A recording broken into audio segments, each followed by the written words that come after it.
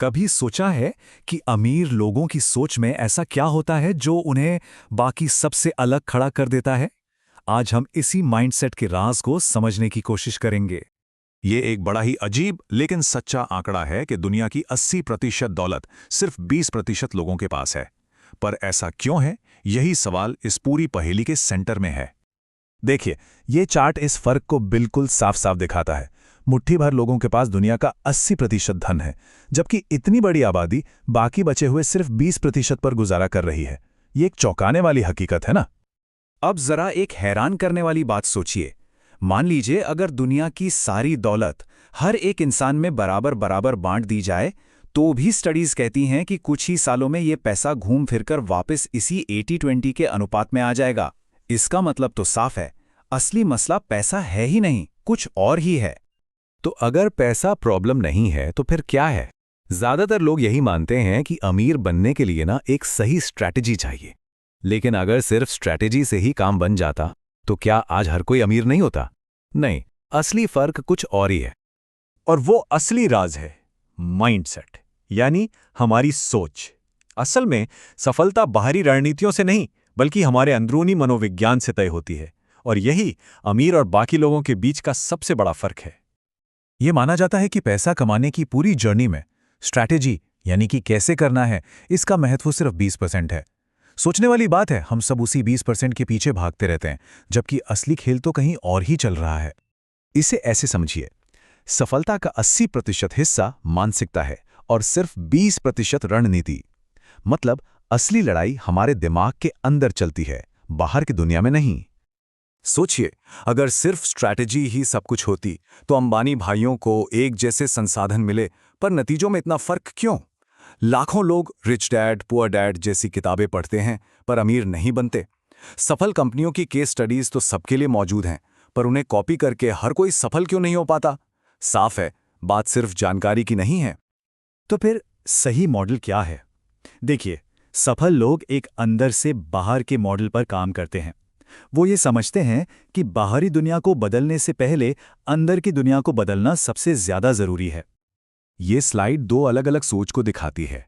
ज्यादातर लोग have do B model में जीते हैं। मतलब अगर मेरे पास पैसा होता, हैव, तो मैं ये बिजनेस करता, डू, और तब मैं एक सफल इंसान बनता, बी। लेकिन अमीर लोग बी डू हैव मॉडल से सोचते हैं। मतलब क्योंकि मैं एक सफल इंसान हूं, बी, इसलिए मैं वो काम करूंगा जो सही है, डू, और नतीजतन मेरे पास दौलत होगी, हैव।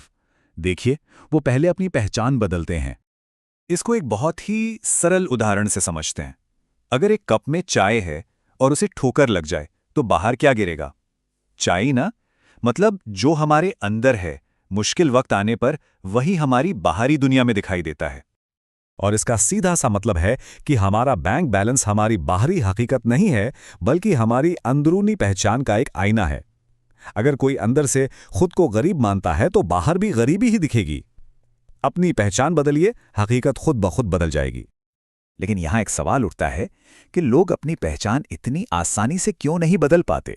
इसका जवाब हमारे दिमाग के एक मैकेनिज्म में छिपा है, जिसे फाइनेंशियल थर्मोस्टेट कहते हैं। दरअसल हमारे दिमाग में पैसे को लेकर एक ऑटोमेटिक सेट पॉइंट होता है, जिसे न्यूरो एक्सपेंडेंसी पॉइंट या NEP कहते हैं। ये एक तरह का दिमाग का सेफ्टी मैकेनिज्म है। दिमाग हमें बार बार उसी जाने पहचाने फाइनेंशियल लेवल पर रखने की कोशिश करता है, क्योंकि उसे वही सुरक्षित लगता है। और इस थर्मोस्टेट का सबसे बड़ा सबूत क्या है, ये आंकड़ा देखिए। जो लोग रातों रात अमीर बनते हैं, जैसे लॉटरी जीतकर, उनमें से 80% लोग 5 साल के अंदर ही वापस अपनी पुरानी आर्थिक हालत में लौट आते हैं। तो होता यह है कि जब किसी के पास अचानक बहुत सारा पैसा आता है, तो दिमाग इसे एक खतरे की तरह देखने लगता है। फिर ये दिमाग ही हमें उकसाता है कि हम अहंकार करें या गलत फैसले लें, ताकि हम वापस अपने पुराने सुरक्षित फाइनेंशियल लेवल पर आ जाएं। मतलब एक तरह से दिमाग ही हमें अमीर बनने से रोक रहा है। जब हमारा माइंडसेट एक लो फ्रीक्वेंसी पर काम करता है ना, तो वो हमारी अपनी स्किल्स तक हमारी पहुंच को भी ब्लॉक कर देता है। जैसे जब Virat Kohli out of form होते हैं तो वो खेलना नहीं भूल जाते, स्किल तो वही रहती है, पर उनका माइंडसेट उन्हें उस स्किल को ठीक से इस्तेमाल करने से रोक रहा होता है। तो अब आते हैं सबसे जरूरी सवाल पर। इस फाइनेंशियल थर्मोस्टेट को रीसेट कैसे करें, इस फ्रीक्वेंसी को लो से हाई पर कैसे लेकर जाएं? अच्छी खबर यह है कि इसका एक बहुत ही सरल लेकिन उतना ही शक्तिशाली तरीका मौजूद है। अपनी फ्रीक्वेंसी को लो से हाई में बदलने का सबसे शक्तिशाली तरीका है आभार, यानी ग्रैटिट्यूड। ये एक ऐसी प्रैक्टिस है जो हमारी पूरी अंदरूनी दुनिया को बदल सकती है। और इसे करना बहुत ही आसान है। बस एक ग्रैटिट्यूड जर्नल शुरू करें। हर सुबह ऐसी 5 नई चीज़ों के बारे में लिखें जिनके लिए आप शुक्रगुजार हैं। और यहाँ एक प्रो टिप भी है, उन चीज़ों के लिए भी धन्यवाद दें जो आप भविष्य में पाना चाहते हैं। और ऐसे लिखें जैसे कि वो आपको पहले ही मिल चुकी हैं। उदाहरण के लिए अगर आपके 0 सब्सक्राइबर्स हैं तब भी लिखें, यूनिवर्स, मेरे 1 मिलियन सब्सक्राइबर्स के लिए आपका बहुत बहुत धन्यवाद। ऐसा करके आप अपने अवचेतन मन को उस हकीकत के लिए तैयार कर रहे हैं जिसे आप अपनी जिंदगी में लाना चाहते हैं। तो ये ग्रैटिट्यूड काम कैसे करता है? ये हमारा ध्यान कमी से हटाकर जो हमारे पास है उस पर ले आता है। इससे डर और शक जैसी नेगेटिव भावनाएं खुशी और शुक्र में बदलती हैं। हमारी फ्रीक्वेंसी लो से हाई हो जाती है और हमारी हकीकत भी अभाव से प्रचुरता की ओर बढ़ने लगती है। तो असली काम बाहर की दुनिया में नहीं बल्कि अंदर करना है। अब सवाल यह है कि अपनी इस अंदरूनी पहचान को बदलने के लिए आज पहला कदम क्या उठाया जा सकता है? क्योंकि याद रखिए, जो अंदर है वही बाहर आएगा।